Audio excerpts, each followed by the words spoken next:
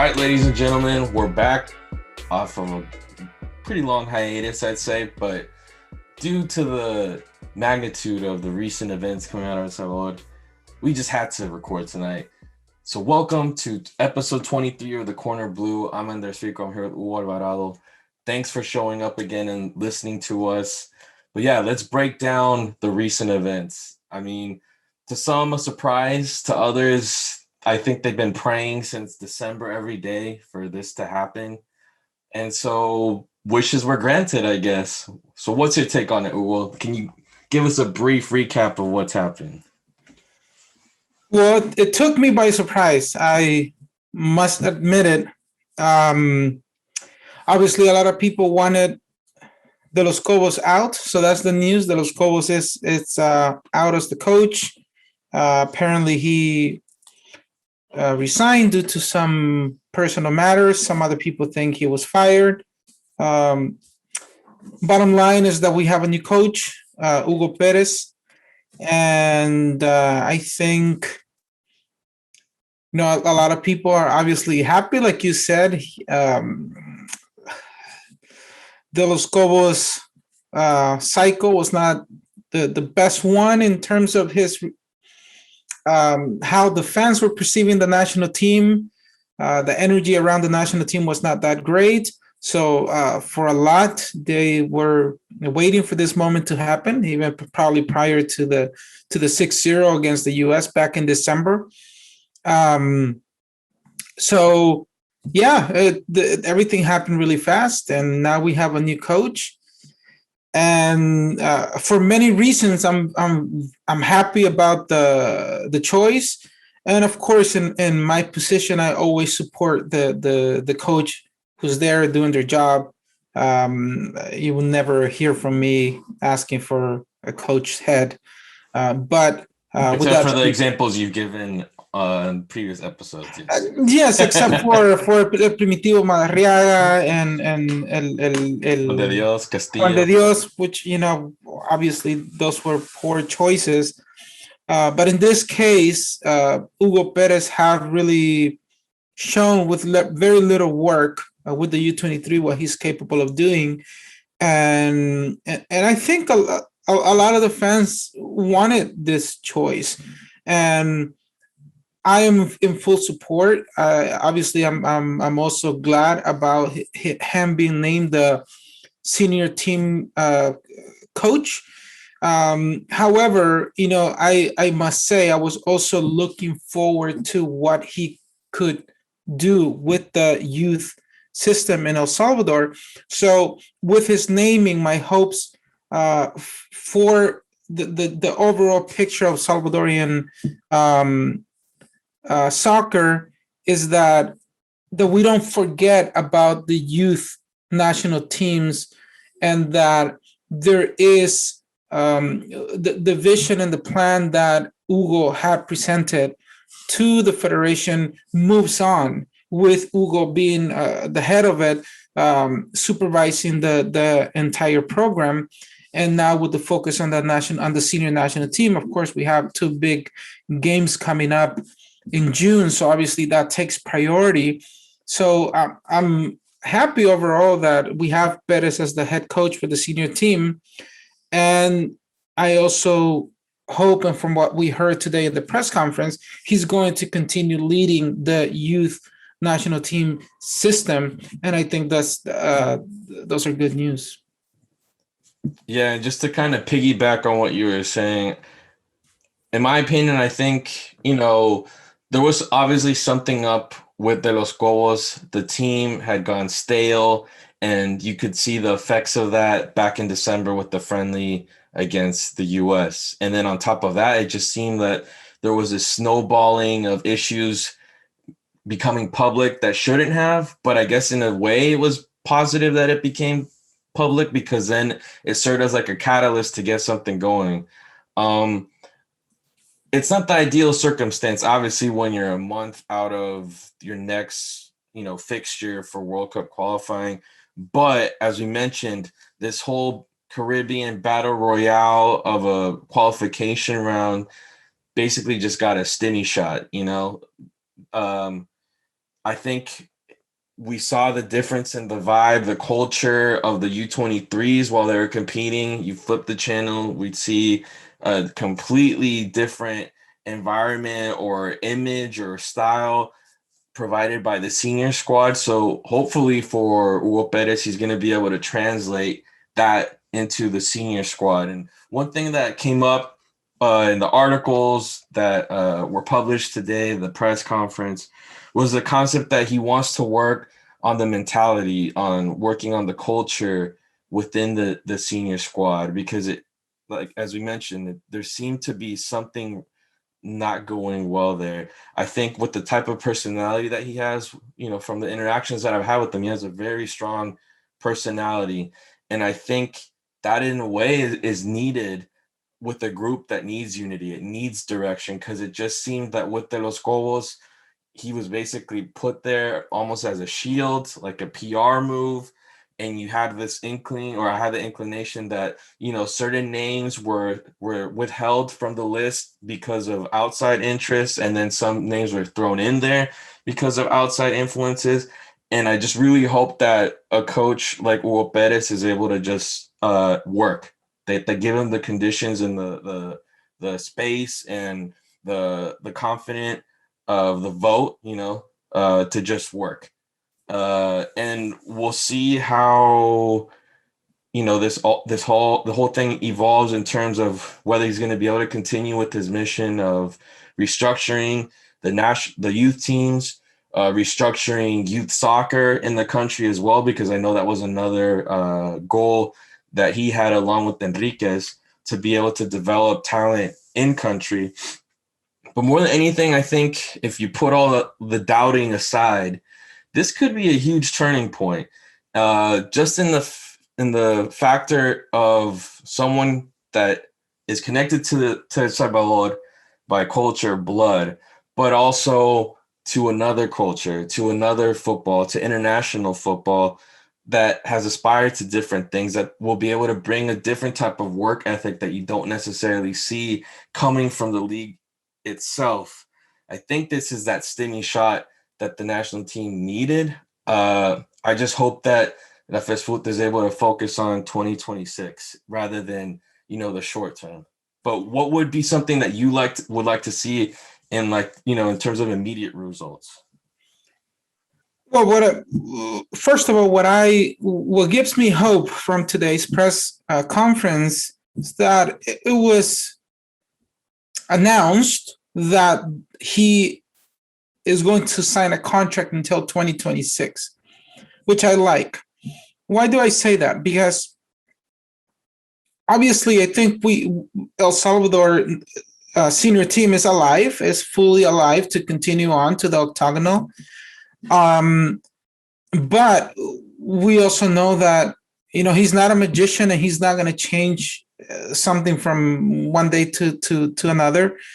So I like that he's been signed long-term, because I always saw him as the 2026 option. And obviously, I thought that could happen in a year to a year and a half from now. It happened much sooner.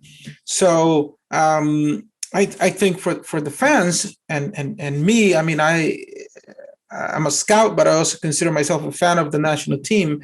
Of course, I want the national team to continue on the senior team. But hey, if things don't go the way we want them to go for this round for Qatar, the vision should stay intact for 2026, and the full support to Hugo Perez and his staff should go to 2026. So obviously, I want us to stay. I want us to continue. I think we can. I think we are going to move on to the next round, and it will be interesting to see how he shifts the team around, because we can't expect the full U23 squad to move on to be the senior team for the June event, for the June games. We can't do that. So it will have to be a combination of experienced players plus some of those up and coming U23 players. And we've heard some of those names. and I think that there are some experienced players as well in perhaps MLS. I'm thinking Justin Portillo type of players who maybe were not being considered for the under the previous management, and maybe now with this renewal, because I do see this as a much needed renewal. We can have new faces, but I think that there are still a good amount of players that were part of the Los Cobos cycle that can also play a key role under an Hugo Perez cycle. And of course, he's going to call the players that he thinks fit his system and his philosophy and his system. So it'll be interesting to see what June brings up for the national team.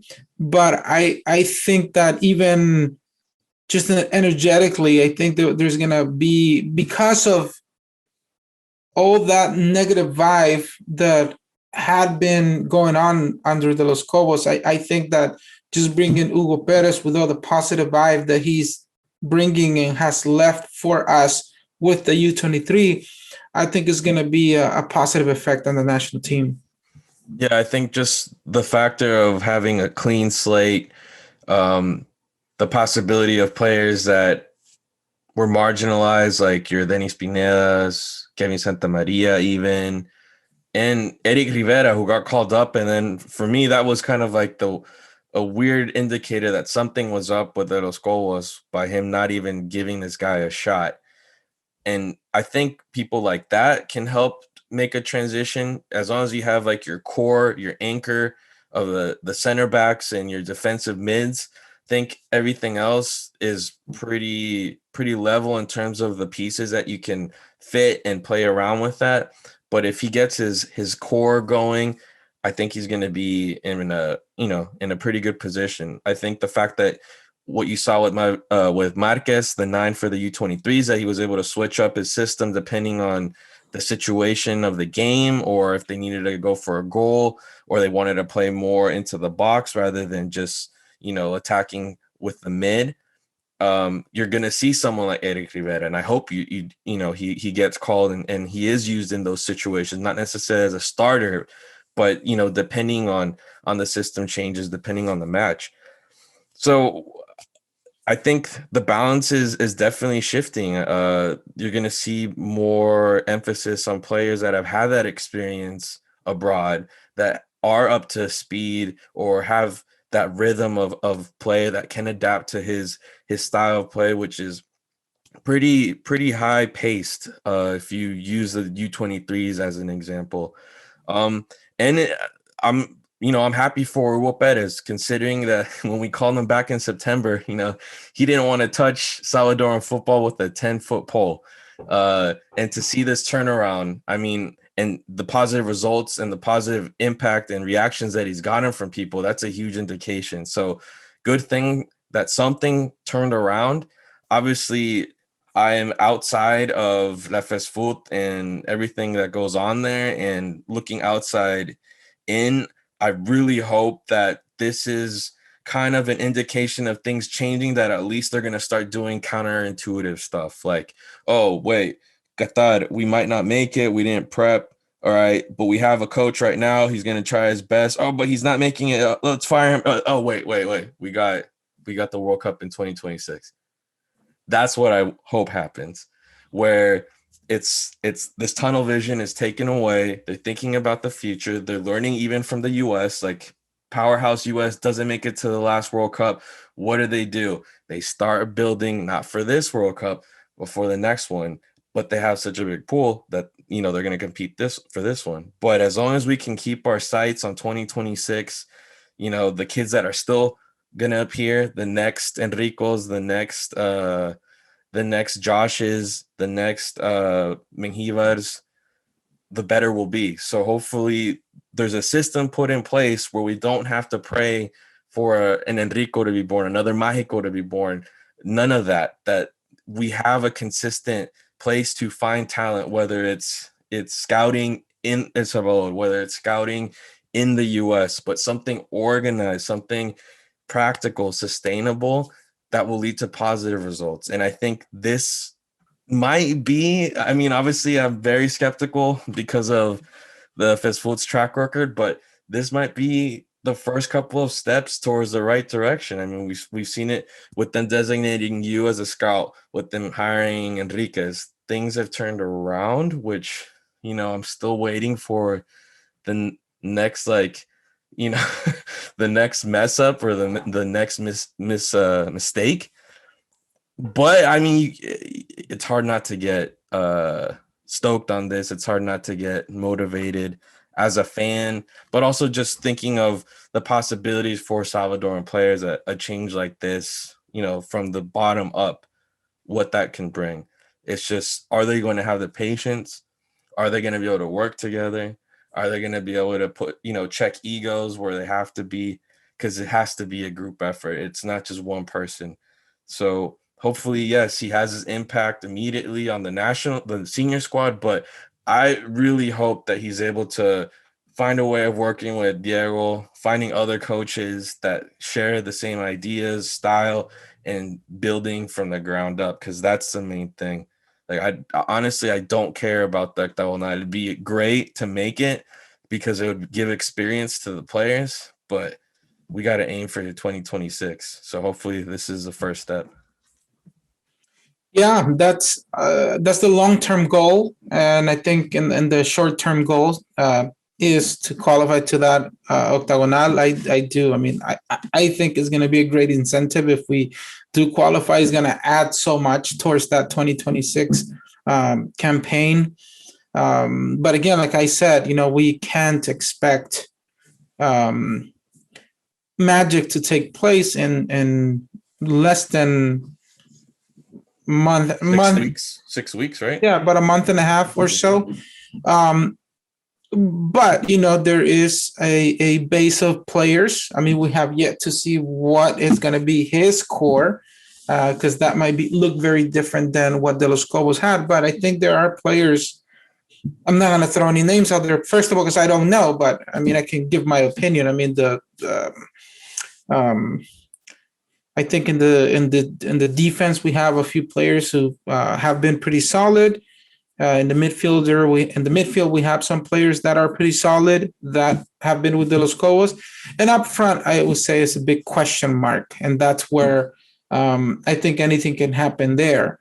But I mean, I don't know if Roberto Dominguez is playing much right now. I don't think he is, but I mean, he's young. He should have been part of the U23, but he for many reasons he was not there. But I think that's a player that will probably be part of this process.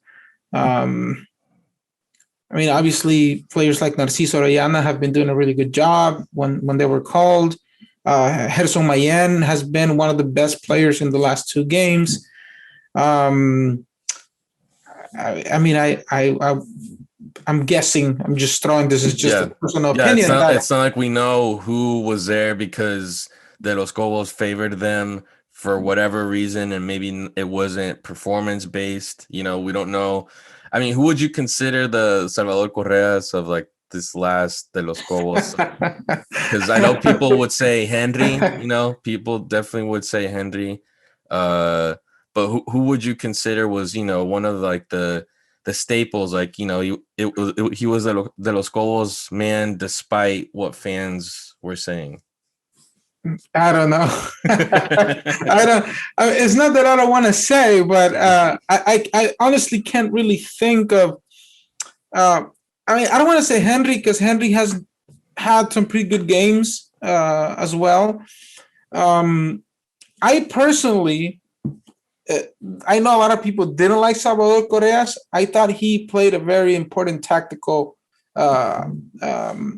part in that De Los Cobos team that he had. Yeah, and like the reason I use him as an example was, fans didn't like him. Fans, yes, of course. Fans didn't like him. He wasn't a standout in the domestic league, but De Los Cobos saw something in him that, that's the reason why he would call him up. There was a reason. Yeah. He had his reasons for it. Yeah. I think we are going to see a pretty big generational change. I know the old U23 process from 2012 basically has been the core ever since the Mañadores got the boot. But I think, we're going to start seeing them fewer and fewer, because time's passing. These guys are already 30, 31. And then on top of that, you have this new generation, more players that are eligible from abroad, or more players that are younger and playing abroad that, they'll bring something a little different. So we'll see what that generational change, includes. I do hope that he's able to pick out, all right, who are my leaders?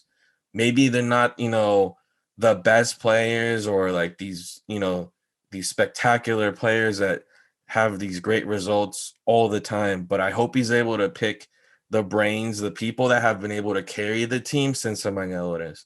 And there have been, ones that they didn't take the bribes, that they didn't just turn the other cheek, that they've been there through all the ups and downs. And I don't think that, if their level of play is so low, yeah, you need to consider it. But you have to have those leaders that help make this transition, because yes, the culture might change a lot with the U.S. Factor, the U.S. connection. But despite all the bullshit that went down with Maños, there's still people from El Salvador that are noble, that are honest people, and players that have been on La Selecta. And I think if you're able to include them, that'll bring your identity or keep the identity of what is La Selecta, because I know a lot of people in El Salvador kind of are a little skeptical with the concept of, okay, what happens when it's mostly foreign-born players? These are players that, if they would have had an option, they wouldn't have come. Oh, they don't even know the anthem. Oh, they haven't even come to El Salvador, or, whatever excuse it is to be skeptical. So I think it'll be important for Hugo Pérez to identify who are the nationals that can help, carry the identity, or at least the positive aspect of what La Selecta represents, into this next era. Yeah, definitely very exciting times. Exciting to see what's going to come in the next couple of weeks when we start seeing some of those names of the players who are going to be called up, whose teams don't make it to the finals in the local league, and we start seeing some of those players being called up. I think it's we're bringing someone who has been involved, because he was involved in the U23, but he was watching the local league, so he knows a lot of players. My biggest concern was, what if they name a coach who doesn't know anything about our current situation, and then you have to start from scratch. In a way, Perez is starting from zero, but I think he has a pretty good knowledge of both local Salvadorian league and those players abroad, and I think he can be that bridge and create a good combination of the local based talent with the talent from abroad. And I don't think we are a national team who can we don't have the luxury to say no to the outside talent. I mean, France doesn't say no. France goes to all of those players with African roots. Netherlands. The Netherlands does it. The US is doing it a lot. I mean, we can't waste that asset, the big asset that we have. And like I've said it before, and Hugo Pérez said it today, it's just going to increase the healthy competition amongst the players. The local players can take it if, and again, we're assuming a lot of things, right? But say if more players from abroad start showing up, local players should see that as an opportunity to show what they got and compete. And that's just going to add and make the national team better. Yeah, well, I know you're short on time. We wanted to make this, a little nice, short and sweet episode. just to talk about, the main news from today. One thing that's happened since the last episode too was Eric Zabaleta getting his passport, and I know you were very involved with that whole process, and I bet you're pretty excited that It was only a 10-year process, but we got it done. hey, at least he finally has that passport, right? Like, all's well that ends well. So I think that's another interesting factor in terms of players that Hugo Pérez is going to be able to play with in terms of the center back position. The midfield, it'll be interesting to see what his core is there. And I think the talent's there.